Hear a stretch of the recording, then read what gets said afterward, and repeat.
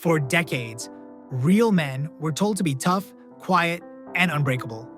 No glitter, no tears, no softness. Then, these 10 stars showed up in pearls, lace, eyeliner, and open hearts, and never apologized once. In this video, we're diving into the men who blew up old-school masculinity and built something freer, stranger, and more honest. If that version of man feels more like you, stay till the end and see where you fit in the story. 1. Harry Styles, the effortless rule breaker. There was a time when masculinity in music meant leather jackets, beer commercials, and a straight face. Then came Harry Styles, draped in pearls, silk, and unapologetic softness. He didn't just flirt with femininity, he wore it like a second skin. And somehow he didn't lose power.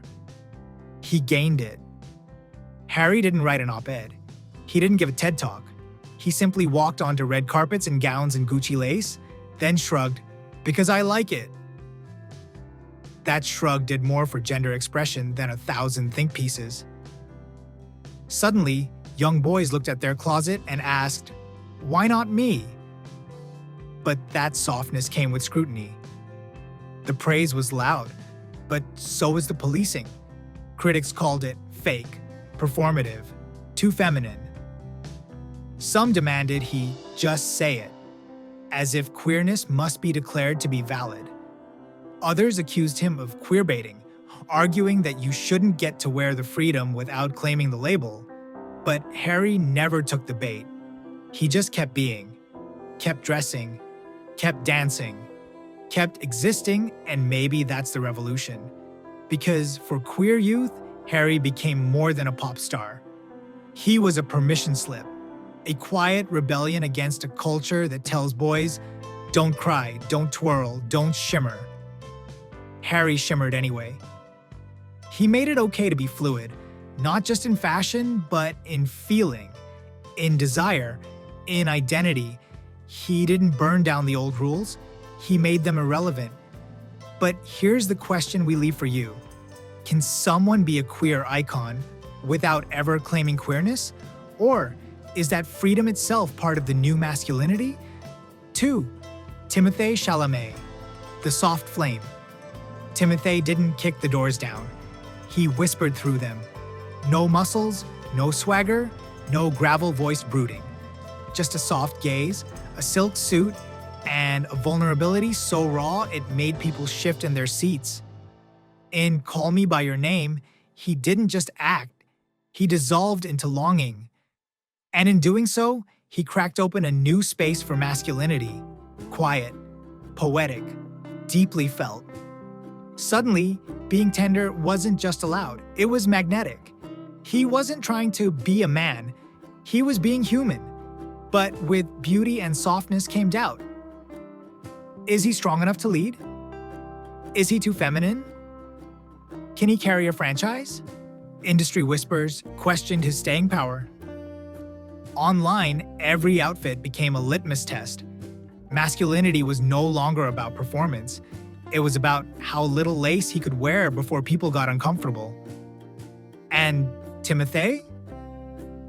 He didn't flinch. He wore backless suits, sheer tops, pearl chokers. He embraced contradiction and walked through it like a runway. And when asked about his style, he simply said, "I wear what feels right." No grand statement, just quiet defiance. Timothée represents a new masculinity, one that doesn't apologize for beauty or shrink away from sensitivity. A masculinity that listens, that trembles, that loves deeply without shouting. He's not the hero who slays dragons. He's the one who asks the dragon why it's hurting. But let's ask this too. Is he celebrated because of his talent and grace? Or because his whiteness makes his softness more acceptable? Would a Black or Asian man be granted the same space? Let's talk about that. 3. Kit Connor, the teen idol who was forced to shatter silence. He was the soft-eyed rugby lad the world fell for in Heartstopper. the boy who made millions believe in first love again. But off-screen, Kit Connor wasn't just acting. He was also carrying the crushing weight of speculation. From the start, the whispers followed him. Is he gay? Is he straight? Is he pretending? And instead of protecting him, fans turned curiosity into entitlement. Every smile, every silence, dissected like a scandal. Every moment he didn't clarify became another round of public pressure. Until finally, at just 18, Kit tweeted, "Back for a minute. I'm bi, congrats for forcing an 18-year-old to out himself." There was no celebration in those words, only exhaustion. Kit's story isn't just about coming out, it's about the violence of assumption, about the way society demands clarity, especially from young men who dare to be affectionate, soft-spoken, and emotionally open. He didn't play the strong, silent type. He was kind, thoughtful, real, and for that, he was punished. But maybe that's why he matters so much. Kit didn't volunteer to be a queer icon. He wasn't ready. But his moment became a mirror. It revealed how far we haven't come, how badly we want to sort softness into categories, gay or straight, real or fake, masculine or not. And he exposed the danger in that binary. So here's a question for us all. Do we really want freedom or just new boxes to force people into? 4. Ross Lynch, the silent sex symbol. Ross Lynch didn't arrive in Hollywood to cause a revolution. He showed up as the perfect Disney boy, clean-cut, soft-smiling, built for bubblegum pop and safe crushes. He was the boy moms approved of and magazines framed as the next golden heartthrob. And for a while, that worked. But something shifted. And it wasn't just in the music. As his band, The Driver Era, took form, so did a new Ross. Hips slower, eyes hungrier, stage presence dripping with quiet confidence and unapologetic sensuality. He started showing skin, bare-chested, glitter-dusted, wearing cropped shirts and pearls with a casual shrug, like he'd always been waiting for people to catch up. He didn't make a statement. He didn't issue a declaration. He just danced, and queer audiences recognized something in the rhythm that felt like freedom. Not the kind of freedom that comes from loud rebellion, but the deeper kind, the kind that whispers, "I don't belong in your boxes anymore." What makes Ross Lynch dangerous to the old masculine ideal isn't just what he wears, it's how comfortable he is in it. The way he owns softness, sensuality, and fluidity without needing to explain or apologize. He still plays straight leads. He still moves through mainstream pop culture without waving a rainbow flag. And yet, he's claimed by a queer community that sees themselves in his ambiguity. That's where the tension starts. Is he being coy? Is he profiting off an aesthetic? Or is he simply existing freely, honestly, and beautifully in a space Hollywood once kept locked away? Maybe the better question is this: why do we still need men to choose between being desirable and being undefined? 5. Damiano David, the rock siren who wears fishnet. When Damiano David takes the stage, you don't just see a rock star, you feel a disturbance in the old world. The frontman of Måneskin doesn't wear masculinity like a badge. He wears it like an outfit he's constantly redesigning. Lace shirts, leather corsets, painted nails, fishnets. His body moves like glam rock reincarnated, but his energy is something newer, more defiant. He doesn't posture, he prowls. He doesn't seduce, he devours. And he does it all with a grin that says, "Yes, I know exactly what this does to you." But it isn't an act. That's what unsettles people. He kisses his bandmates, rocks heels on magazine covers, sings love songs with genderless hunger, not for provocation, not for press, but because it's natural. For decades, rock masculinity meant tight jeans, groupies, and alpha male theatrics. Damiano replaced that with something softer and more dangerous, emotional flamboyance that doesn't ask permission. And for many, that's too much. The pushback has been real.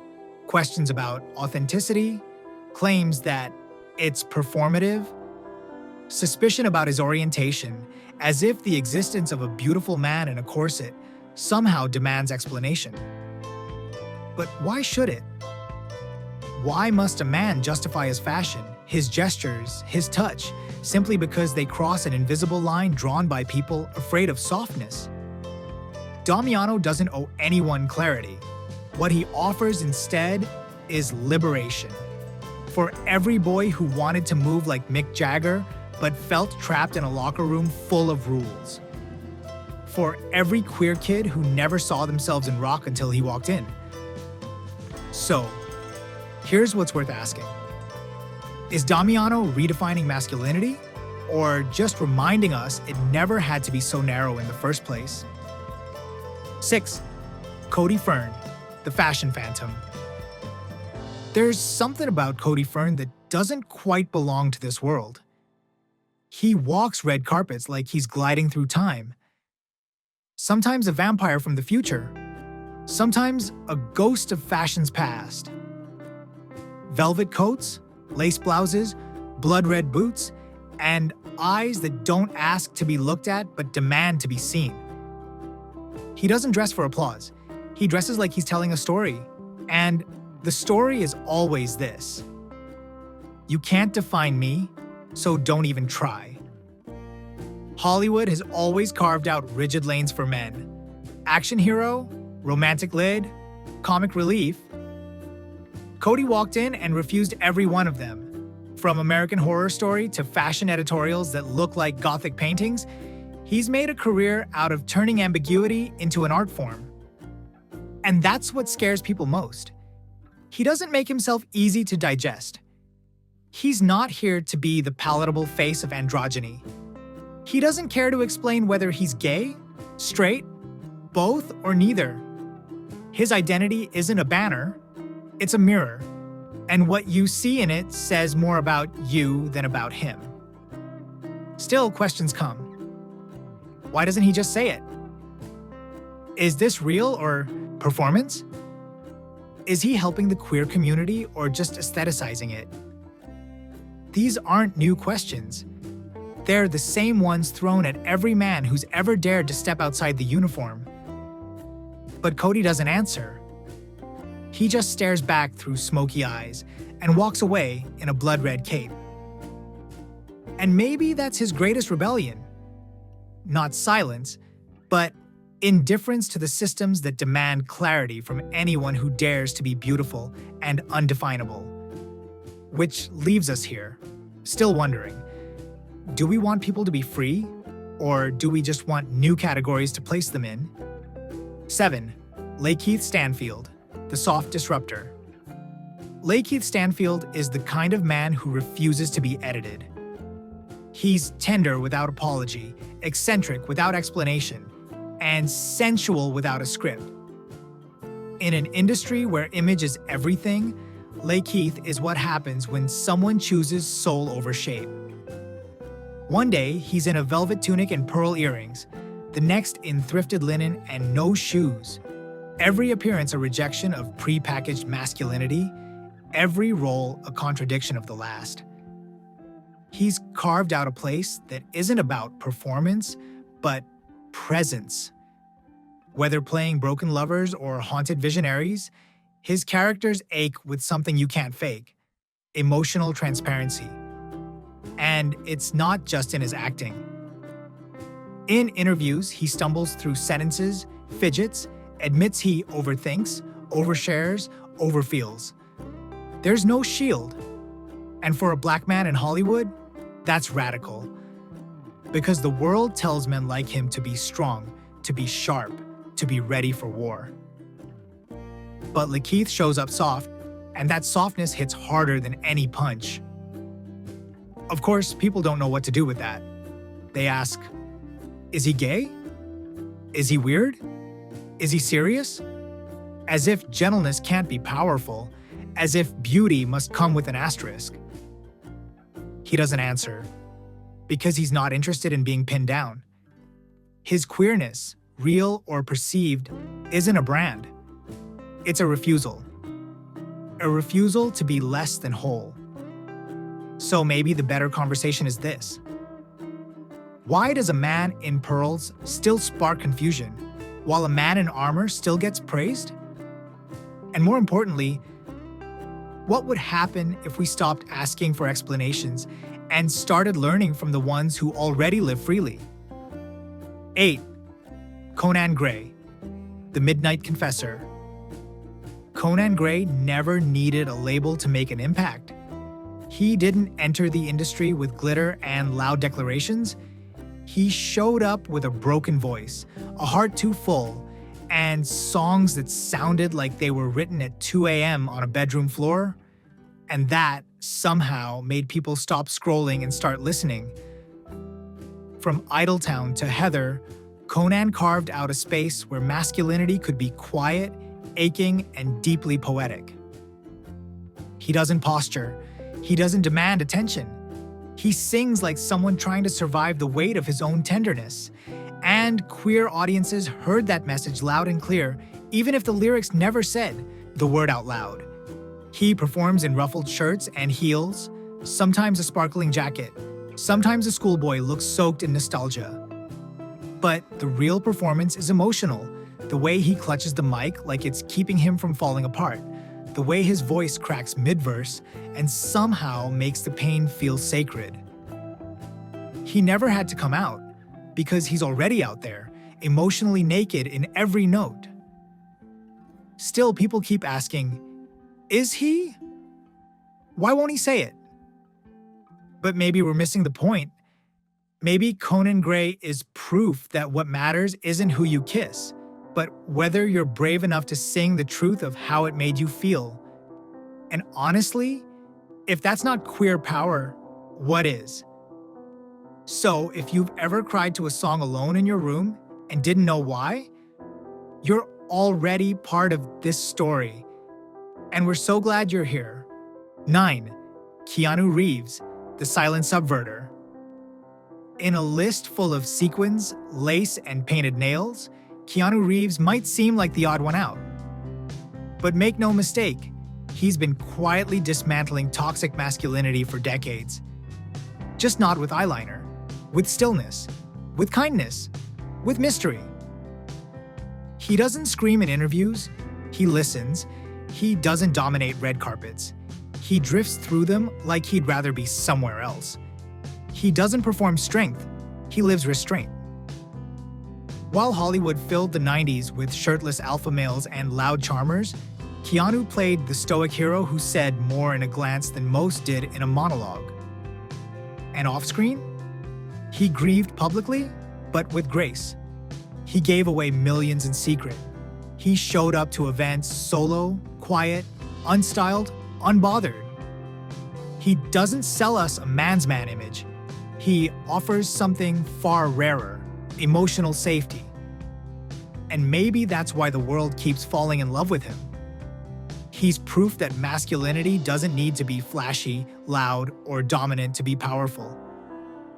Sometimes, real masculinity looks like letting go of control. Like riding the subway, like holding space for other people's pain, like not needing to explain your silence. In a culture obsessed with loudness, Keanu whispers, and somehow that lands louder than anyone else in the room. Which begs the question, what if the softest men were always the strongest? 10. Lil Nas X, the queer cowboy who set fire to the rules. He came in on a horse, then burned the whole barn down. When Lil Nas X dropped Old Town Road, the world saw a meme. What they didn't see was a strategy, a revolution. A queer black teenager who would ride a country trap beat straight into the heart of America's most rigid genres and blow the doors wide open. Then came the heels, the latex, the pole to hell, the Bet performance where he kissed a man on live TV and stared down the camera like, yeah, I did that. And that's when the fear kicked in. Not from him, but from everyone else. Because for the first time, a gay black man wasn't asking for a seat at the table. He was building his own in neon pink with flames for legs. He wasn't soft. He wasn't gentle. He was unapologetically sexual, confident, and proud. And for a culture that still expects queerness to be sanitized, polite, and white, Lil Nas X was a middle finger in a rhinestone glove. People said he was too much, that he was pushing an agenda. But let's be honest, what they really meant was he wasn't afraid of being everything they said black men couldn't be. And that's why he matters, because he made it impossible to pretend that softness, flamboyance, and queerness are only for one kind of person. He made it loud. He made it black. He made it global. And to the next queer kid growing up in a small town, scared to dance, he made it possible. 11. Pedro Pascal, internet's daddy with a queer soul. Pedro Pascal is a man who makes people feel safe. And in today's world, that is its own kind of radical. With the rugged face of an old-school cowboy and the soft voice of someone who's been hurt before, Pedro could have leaned into macho roles and coasted. Instead, he became something more, a protector of the vulnerable on and off screen. He played a single father figure in The Mandalorian and The Last of Us. But what people remember most isn't how tough he was, it's how gentle he was. And outside the scripts, he became the internet's favorite dad for reasons no PR team could fabricate. His fierce defense of his trans sister, his casual love for queer fans, his softness in every interview. It's the kind of masculinity we didn't know we were starving for. He shows up to award shows in a bright red turtleneck and a coat with a cinched waist. He says things like, "I love you" to his co-stars on red carpets. He holds hands, he cries, he uplifts, and never once does he make it feel like a performance. Pedro Pascal isn't tearing down masculinity with glitter and fishnets. He's redefining it quietly, with kindness, vulnerability, and the strength to love openly in a world that still treats that like weakness. So to the men watching this, yes, you know this. It's okay to be soft. It's okay to be proud. And it's okay to not fit the mold. In fact, that's the whole point. If you're still here, you already know. Masculinity was never one look, one body, one vibe. These 10 didn't wait for permission. They just lived, and the rules cracked around them. Tell us in the comments, who changed your idea of what a man can be, and who did we miss? If this made you feel a little less alone, hit like, subscribe, share it with someone who needs it, and keep rewriting the script with us.